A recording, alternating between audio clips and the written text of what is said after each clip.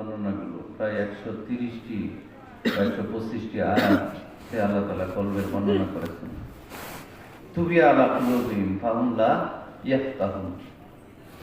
তুবিয়া এখানে তালা লাগায় দেওয়া হবে আলা কুলুবিহিম, তাদের কলবের মধ্যে। ফাহুম লা ইয়াফকাহুন, সে বুঝবে না। তো কলবে যখন তালা লাগানো হয়, এই কথাটা কে বলছেন? আল্লাহ তাআলা জানিয়ে দিয়েছেন। তুবিয়া আলা কুলুবিহিম ফাহুম লা ইয়াফকাহুন, কলবে তালা লাগানো হয়, তারা বুঝবে না। তবা আল্লাহু আলা কুলুবিহিম ফাহুম লা ইয়ালামুন। তবা আল্লাহ, আল্লাহ তালা লাগায় দেন আলা কুলুবিহিম, তাদের কলবের মধ্যে। ফাহুম লা ইয়ালামুন, তারা জানবেও না। ওয়া নাতবাউ আলা কুলুবিহিম ফাহুম লা ইয়াসমাউন। আল্লাহ তাআলা অনাতবাউ আলা কুলুবিহিম ফাহুম লা ইয়াসমাউন, তাদের কলবের মধ্যে এমন তালা লাগিয়ে দিবে, তারা শুনবেও না। এই যে আমরা দেখি শুনি, এটা কি? কলবেরও চোখ আছে, কলবের কান আছে, সেই কান দ্বারা দেখা এবং শোনাকে এখানে বোঝানো হয়েছে। এই চোখ দ্বারা সবাই আমরা দেখি, দেখি না?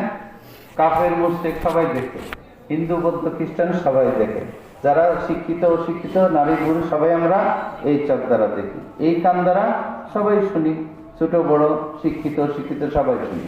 কিন্তু আল্লাহ তাআলা কেন বললেন যে তাদের চোখ দিয়েছি? অন্য আয়াতে বলছেন, ওয়ালাকাদ যারানা লিজাহান্নামা কাসীরাম মিনাল জিন্নি ওয়াল ইনস লাহুম কুলুবুন লা ইয়াফকাহুনা বিহা ওয়া লাহুম আ'য়ুনুন লা ইবসিরুনা বিহা ওয়া লাহুম আযানুন লা ইয়াসমাউনা বিহা উলাইকা কাল আনআম বাল হুম আযাল। ওয়ালাকাদ যারানা লিজাহান্নামা কাসীরাম মিনাল জিন্নি ওয়াল ইনস, আল্লাহ তাআলা অসংখ্য এইভাবে জিন এবং ইনসানকে বানাইছেন দুজকের জন্য। লাহুম কুলুবুন, তাদের কলব আছে, লা ইয়াফকাহুনা বিহা, তারা কলব দ্বারা বুঝ গ্রহণ করে না। ওয়া লাহুম আ'য়ুনুন, তাদের চোখ দিয়েছি, চোখ আছে, লা ইয়াসমাউনা বিহা, এই লা ইউসিরুনা বিহা, তারা চোখ দ্বারা দেখে না। ওয়া লাহুম আ'য়ুনুন লা ইউসিরুনা বিহা ওয়া লাহুম আযানুন লা ইয়াসমাউনা বিহা, তাদের কান দিয়েছি, কান দ্বারা না শুনে না। উলাইকা কাল আনাম, তারা হলো পশু। বালহুম আযাল, পশুর চেয়ে নিকৃষ্ট। এই কথাগুলো কে জানিয়ে দিয়েছেন? মহান আল্লাহ জানিয়ে দিয়েছেন। কলব দ্বারা বুঝ গ্রহণ করতে হবে, কলবের কান দ্বারা শুনতে হবে, কলবের চোখ দ্বারা দেখতে হবে। যদি বলি যে আল্লাহ তাআলা এই বাহ্যিক চোখকে এখানে বোঝানো হয়েছে, যদি কেউ আমরা বলি, আল্লাহ তাআলা কালামে মাজিদের একটি আয়াত দ্বারা অন্য আয়াতের ব্যাখ্যা অন্য আয়াতে আল্লাহ তাআলা জানিয়ে দিয়েছেন, লা তা'মাল আবসার ওয়ালাকিন তা'মাল কুলুব আল্লাতী ফিস সুদূর। লা তা'মাল আবসার, এই চোখ অন্ধ নয়, ওয়ালাকিন তা'মাল কুলুব, তার কলবের চোখটা কি হয়ে গেছে? অন্ধ হয়ে গেছে। ওয়ালাকিন তা'মাল কুলুব আল্লাতী ফিস সুদূর, যেটা বক্ষে অবস্থিত, সেটা এখানে থাকে না, কপালে থাকে না, সেটা কোথায় থাকে? বক্ষে থাকে। এই কথাগুলো কে বলে দিয়েছেন? মহান আল্লাহ তাআলা জানিয়ে দিয়েছেন। যে সুতরাং এই কলব আমাদেরকে জারি করতে হবে, কলবের মধ্যে আল্লাহর জিকির জারি করতে হবে।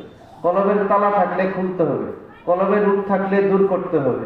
কলবের এই যে কলবে যদি তালা লেগে যায়, তাহলে সে শুনবেও না, দেখবেও না, বুঝবেও না। যে কোনো ব্যক্তি যদি না শুনে, না দেখে, না বুঝে, তার ভিতরে কি হেদায়েত প্রবেশ করবে? সে কোনো কিছু বুঝতে পারবে, উপলব্ধি করতে পারবে? পারবে না। সুতরাং এই কলবের বুঝের কারণে আমাদের বুঝ, কলবের বুঝ দ্বারা আমাদেরকে বুঝতে হবে, কলব দ্বারা আমাদেরকে বুঝতে হবে। যদি আমরা এটা চেষ্টা না করি, আল্লাহ বলছেন যে তারা বালহুম আদাল, ইবালহুম লাহুম কুলুবুন লা ইয়াফকাহুনা বিহা ওয়া লাহুম আ'য়ুনুন লা ইবসিরুনা বিহা ওয়া লাহুম আযানুন লা ইয়াসমাউনা বিহা উলাইকা কাল আনআম, তারা হলো পশু। বালহুম আযাল, তার চেয়েও নিকৃষ্ট। তা আমরা মানুষ শ্রেষ্ঠ। ওয়ালাকাদ কাররামনা বানি আদম, আল্লাহ বলছেন বনি আদমকে আমি সম্মানিত করে সৃষ্টি করেছি। এই যে আল্লাহ তাআলা আমাদেরকে সম্মানিত করে সৃষ্টি করেছেন, কিন্তু আমরা যদি আল্লাহ তাআলার এই বিধান অনুযায়ী, কালাম অনুযায়ী যথাযথ জীবন যাপন না করি, তাহলে আল্লাহ তাআলা আমাদেরকে কি বলছেন? যে তারা হলো পশু, পশুর চেয়ে নিকৃষ্ট। আবার কারো কারো কলব হলো শয়তানের কলবের মতো, কুলুবুহুম কালবুস শায়াতিন, এটা হাদিস শরীফে এসেছে, কুলুবুহুম কালবুস শায়াতিন, তাদের কলবগুলো শয়তানের কলবের মতো, ওই রকম দুরভিসন্ধি চক্রান্ত করতে থাকে। আবার কারো কারো কলব হিংস্র জানোয়ারের মতো।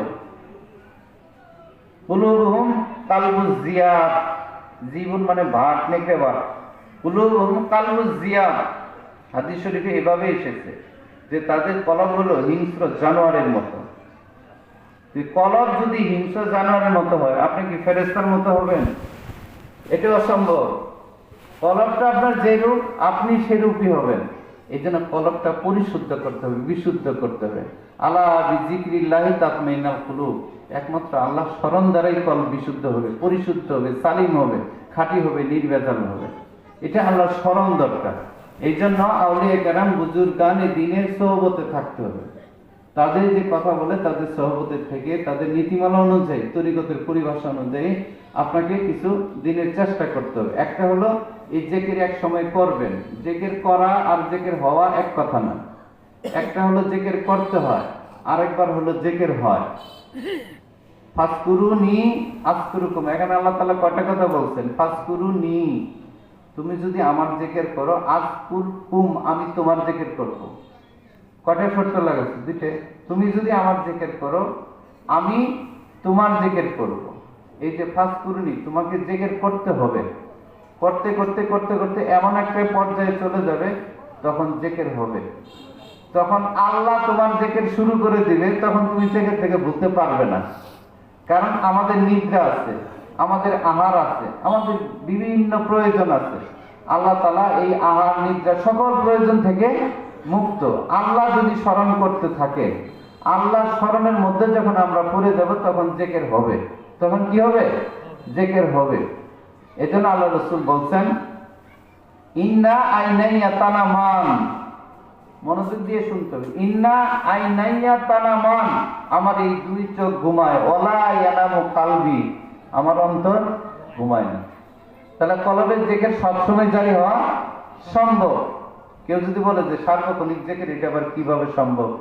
আল্লাহ তো এই কথাগুলো কালামে মাজিদে নিজেই বলে দিয়েছেন, রিজালুল্লাহ তুলহিহিম তিজারাতুন ওয়ালা বাইউন আন যিকরিল্লাহ, তারা এমন পুরুষ যে ক্রয় বিক্রয়, ব্যবসা বাণিজ্য তাদেরকে আল্লাহর স্মরণ থেকে গাফেল করতে পারে না।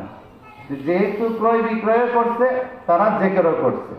বাদশাহীও করা যাবে, জিকিরও করা যাবে। সুলাইমান আলাইহিস সালামকে আল্লাহ জিকির ভুলে গেছেন?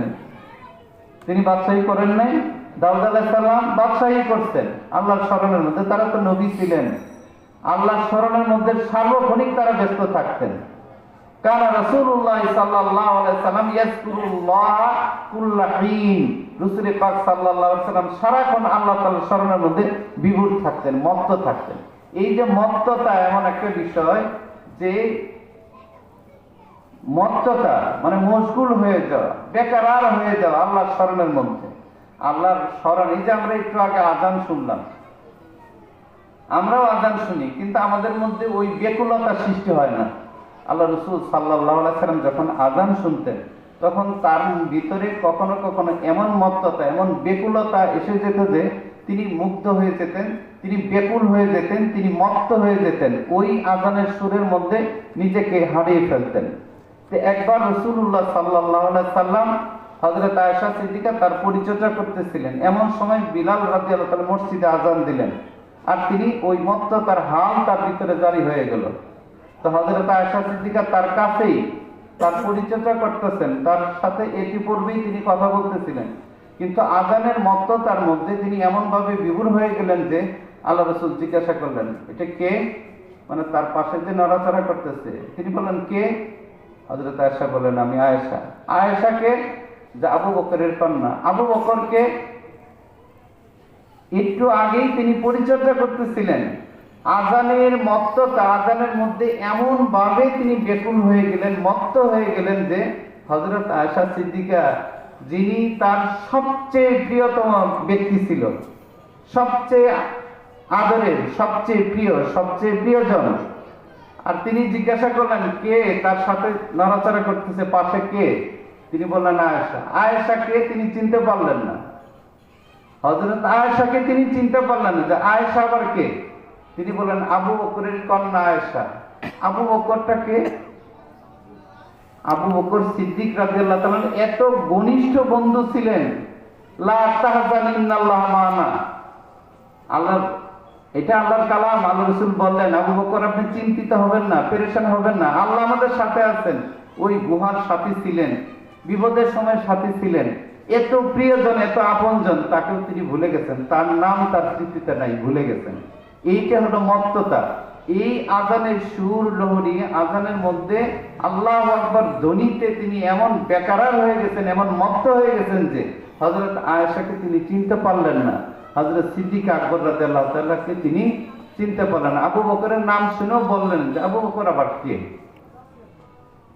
কেমন মত্ততা! আমরাও তো আজান শুনি, আমাদের মধ্যে কি এমন মত্ততা আসে, এমন হাল জারি হয়, এমন জিকিরের এমন মত্ততা? তিনি এই জিকিরের, আল্লাহ স্মরণের মধ্যে আল্লাহু আকবার, এই যে দুনিয়া আল্লাহ যে শ্রেষ্ঠ, এর মধ্যে এমন ভাবে মশগুল হয়ে যেতেন, তার নিজের আত্মভোলা হয়ে যেতেন, নিজেকে তিনি হারিয়ে ফেলতেন ওই নামের মধ্যে যে আল্লাহ মহান।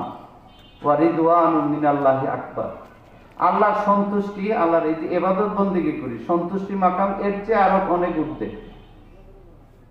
এজন্য ওয়া রিদওয়ানুম মিনাল্লাহি আকবার, অন্য জায়গায় আল্লাহ তাআলা এভাবে পরিচয় করে দিয়েছেন, ওয়া রিদওয়ানুম মিনাল্লাহি আকবার।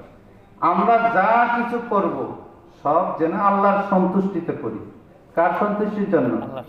কাউকে খুশি করার জন্য না, কারো মন জয় করার জন্য না, কাউকে খুশি বা তাবেদারি করা বা কারোর জন্য করা, সেটা যেন না হয়। আমাদের সকল ইবাদত বন্দেগী হবে কার জন্য? আল্লাহর সন্তুষ্টির জন্য, আল্লাহর খুশির জন্য, আল্লাহর রেজামন্দির জন্য। এটা যেন আমাদের স্মরণে থাকে। এই যে এই স্মরণটার জন্যই আমরা যে আল্লাহর ইবাদত করতেছি, এটা বিশুদ্ধভাবে খাঁটি করার জন্য আপনাকে জিকির করতে হবে। যখনই আপনি জিকির করবেন এই কাজটা খাঁটি হবে। যখন আপনি জিকির থেকে ভুলে যাবেন, আল্লাহর স্মরণ ভুলে যাবেন, তখন কে আসবে? শয়তান আইসে আপনাকে ফিরিয়ে দিবে অন্যদিকে। আল্লাহর স্মরণের মধ্যে থাকা এটা আর সম্ভব হবে না। কিন্তু আমরা মানুষ, আমরা ভুলে যাব। এই জন্য আল্লাহ বলছেন ওয়ালা তানিয়া ফি যিকরি, তোমরা আমার স্মরণ ভুলে যেও না। তাহলে বিস্মৃতি কখনো আসবে, তো তখন এই বিস্মৃতি হলেই আবার স্মরণে আনতে হবে, এনে আবার এই স্মরণটাকে আমাদেরকে করতে হবে। ওয়া ইন যাকারানি খালিয়া যাকারতু খালিয়া, কেউ যদি মহাপ্রান্তরে মহাশূন্য আল্লাহকে স্মরণ করে, আল্লাহ তাকে মহাশূন্য মহাপ্রান্তরে স্মরণ করেন। আমার আলোচনা এখানে শেষ। সুবহানাল্লাহি ওয়া বিহামদিহি সুবহানাল্লাহিল আযীম। এখন নামাজের প্রস্তুতি, যারা ওযু করেন তাড়াতাড়ি এসে পড়ুন, কাজা সুজা করা হবে, এখন নামাজ দাঁড়িয়ে।